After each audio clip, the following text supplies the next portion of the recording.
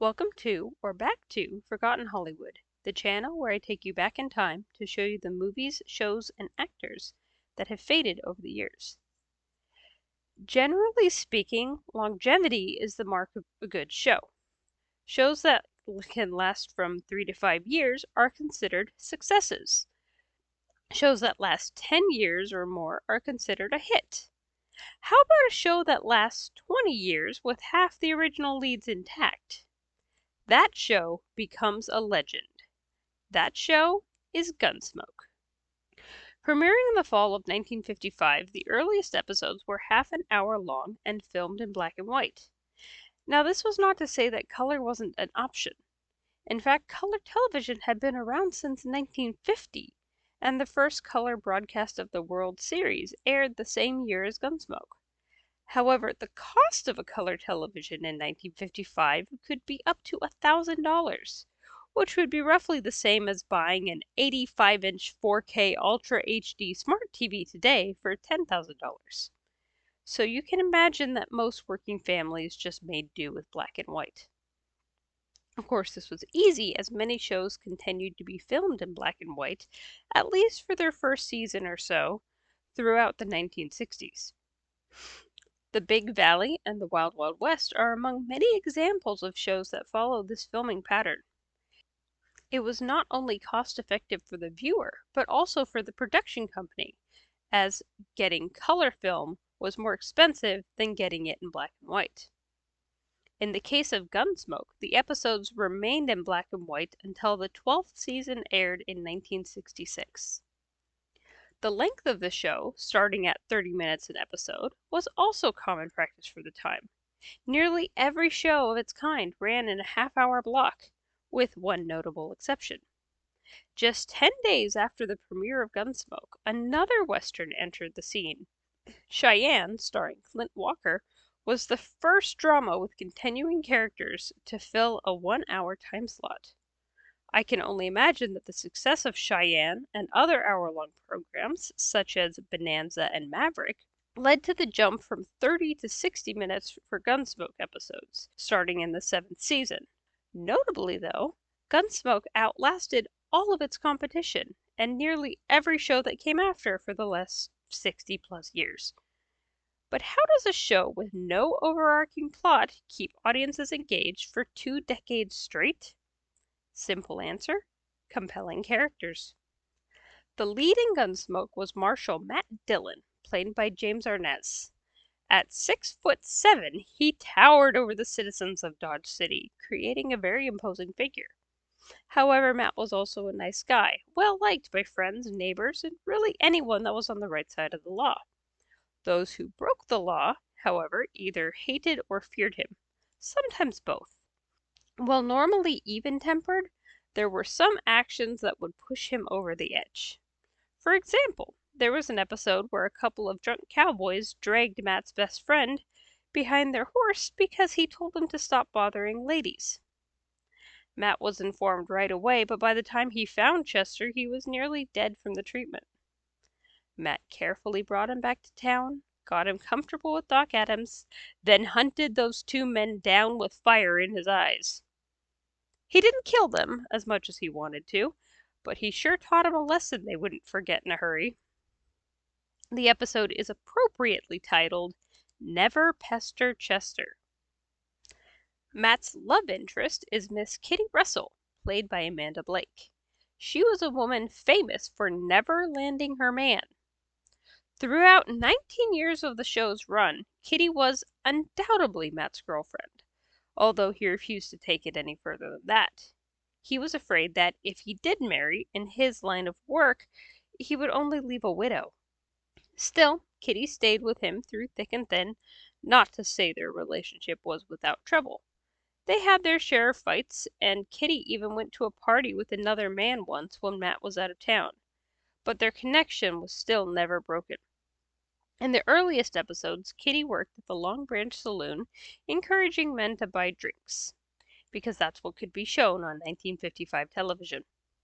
By the end of season 2, she had saved up enough money to buy half the business and became a managing partner. Later, she bought the other half and ran the saloon herself. until her departure from the show in 1974. Kitty's temperament depends on the situation. When people are in trouble, she is compassionate and gentle. When people cause trouble, she is hard as steel. She is a strong woman who won't be bullied. For example, in the episode Daddy-O, towards the end of season 2, her long-lost father comes back into her life. He tells her that he wants to take care of her, so she should sell her portion of the Long Branch, give him all the money, and move out of town to live with him. The way she told him off was priceless. The only other main character who lasted as long as Matt was Doc Adams, played by Milburn Stone. Doc's personality can best be described as ornery. He often complains about life in Dodge, from long hours to no pay, but he is not about to move. He loves the people of Dodge. It is his home, no matter how often he says he's leaving. It became sort of a running joke in the show, especially between him and Matt. He once threatened to move due to the cost of food and people's inability to pay for his services.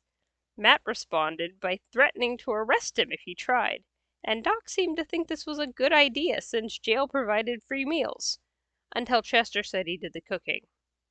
Then he changed his mind. On a professional level, Doc is dedicated to the care of any patient that needs his services, from a woman in labor to an injured bank robber. He doesn't discriminate when someone needs medical attention. In one episode titled Doc's Reward, Doc goes further than even he thought was possible for a patient. While trying to reach an injured man, Doc was stopped on the road by a stranger who wanted the man to die. Their confrontation escalated to the point where Doc was forced to shoot the man, an action which he regretted having to get to, but would have done it again if somebody needed him to. While I can't prove anything, the doctor character in the HBO drama Deadwood seems very similar to Doc Adams. It leads me to wonder who on that show was a fan of Gunsmoke. The main character with the shortest tenure on the show was Chester, played by Dennis Weaver. Despite claims to the contrary, Chester was Matt's assistant, not his deputy. Chester never wore a badge and was only armed when the situation required it. His job was to clean and maintain the jail, although he did lock up and watch prisoners on occasion.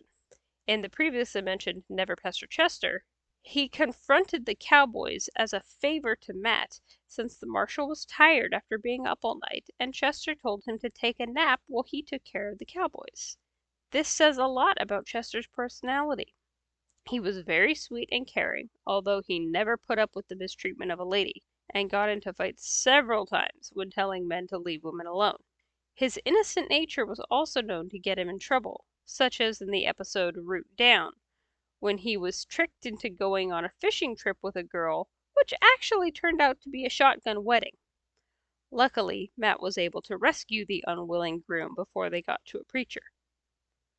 While not as tall as James Arness, Weaver was a respectable 6'2", allowing him to do scenes with Arness without the need of camera tricks, unlike other actors that required the man to stand in a hole so they could all be in the same frame.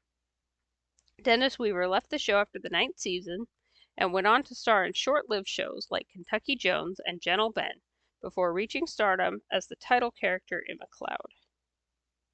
In season 8, Festus Hagen, played by Ken Curtis, was introduced and became sort of Chester's replacement on the show. While he did fill the gap Dennis Weaver left behind, the two characters were very different. Unlike Chester, Festus actually did serve as Matt's deputy, although not at first. Festus came from a family that was not too fond of the law, to the point where in the episode Aunt Theed, his aunt didn't believe that any Hagen would be friends with a marshal, and she did not appreciate Festus being so open with Matt. Festus was a hard-working and honest man, and he expected honesty back, to the point where he once knocked a man senseless for refusing to pay for work he completed. He was a great man to have in your corner, and not someone you wanted as an opponent. The show, like most others at the time, was built on its characters. The relationships made the situations possible. Gunsmoke was also a Western, a genre based on time and place, and not specific storytelling elements such as horror or humor.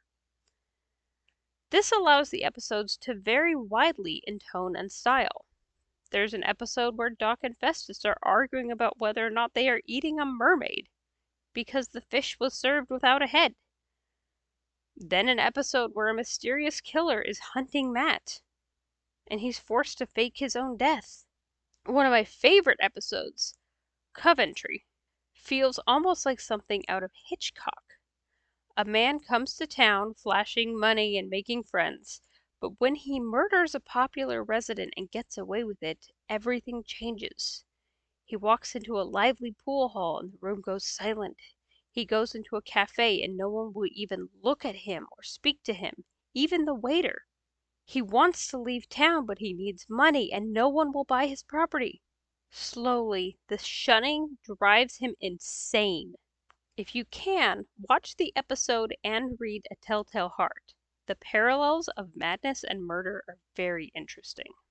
Yet, Gunsmoke didn't only receive influence from genre conventions, classic literature, and the trends in television of its day. Its influence was so great that it inspired other westerns and instantly recognizable parodies. The Maverick episode Gunshy, for instance, follows Brett Maverick's interaction with alternate versions of Matt, Kitty, and Doc.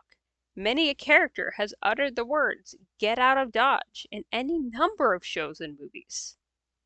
There is so much more I could say about Gunsmoke. Each episode has enough packed in it for a spotlight in itself, and I could write a dissertation on the characters alone. But the only way to really understand Gunsmoke is to experience it firsthand. I can give you a taste, but there is so much more, and it has something for everyone. Comedy, romance, action, danger, suspense, and triumph. The show lasted 20 years for a reason, and I could happily spend the next 20 years discovering that reason over and over. Thanks for watching. What are your thoughts on Gunsmoke? Do you have a favorite character or episode? Let me know in the comments, and don't forget to like and subscribe if you enjoy this sort of content. Also, click that bell to receive notifications. Let me know if there is another show you think deserves a spotlight, and I will catch up with you next time.